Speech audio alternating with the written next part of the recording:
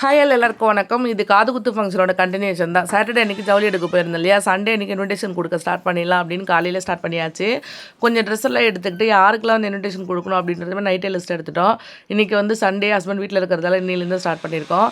இன்றைக்கி கொஞ்சம் எந்தளவுக்கு கவர் பண்ண முடியாது கவர் பண்ணிவிட்டு மற்றது வந்து அடுத்த சாட்டர்டே சண்டே இல்லை வந்து இடையில ஒரு நாள் லீவ் போட்டுட்டு தான் வந்து போகிற மாதிரி இருக்கும்.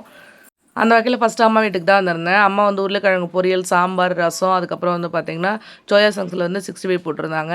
தக்காளி சாதமும் வந்து செஞ்சுருந்தாங்க. எப்போவும் சிக்கன் செய்வாங்க. இன்விடேஷன் வந்து ரெடி பண்ணியாச்சு, இனிமேல் சாப்பிடக்கூடாது அப்படின்னு சொல்லிட்டு சோயா சங்ஸில் பண்ணி கொடுத்தாங்க. அப்படியுமே சாப்பிட்டுட்டு அங்கே கொஞ்சம் இன்விடேஷன் கொடுக்குறவருக்கு நிறைய இருந்தது. அம்மா வீடு இல்லையா, அதனால் வந்து அங்கே எல்லாருக்குமே கொடுத்து முடிச்சுட்டு ஒரு 3 மணி போல் அங்கேருந்து கிளம்புனேன். அப்படி நாத்தனார் வீட்டுக்கு போயிட்டு சித்தி வீட்டில் கொடுத்துட்டு இன்விடேஷன் கொடுக்கணும். இன்விடேஷன் மட்டும் தானே கொடுக்கணும். வழியில் யாரெல்லாம் என்னெல்லாம் அன்பளிப்பாக கொடுத்தாங்கன்னா எல்லாத்தையும் எடுத்துகிட்டு வந்துட்டேன். என் ஹஸ்பண்டுக்கு ஒரே டென்ஷன் இருந்தாலும் விடலையே, எல்லாத்தையும் எடுத்துகிட்டு வந்துட்டேன். அம்மா வீட்டுக்கு போனால் கூட எதுவுமே எடுத்துகிட்டு வரக்கூடாது அப்படின்னு சொல்லுவார். ஆனால் நான் விட மாட்டேன். அப்பப்போ சைட் கேப்பில் ஏதாவது மறைச்சி பையில் போட்டுன்னு வந்துடுவேன். எப்படியும் கண்டுபிடிச்சி திட்டின்னு தான் இருப்பார். இருந்தாலும் அதெல்லாம் காதல் வாங்குறதில்ல. இன்றைக்கி வந்து சித்தி வீட்டில் இருந்து தான் எடுத்துகிட்டு வந்தேன். சித்தி வந்து மாங்காய் கொடுத்துருந்தாங்க. கூடவே மாடு காலையில் தான் கண்ணு போட்டிருக்கு அப்படின்னு சொல்லிட்டு சீம்பால் ஒரு பாக்ஸ் ஃபுல்லாக கொடுத்தாங்க. அதையுமே எடுத்துட்டேன்.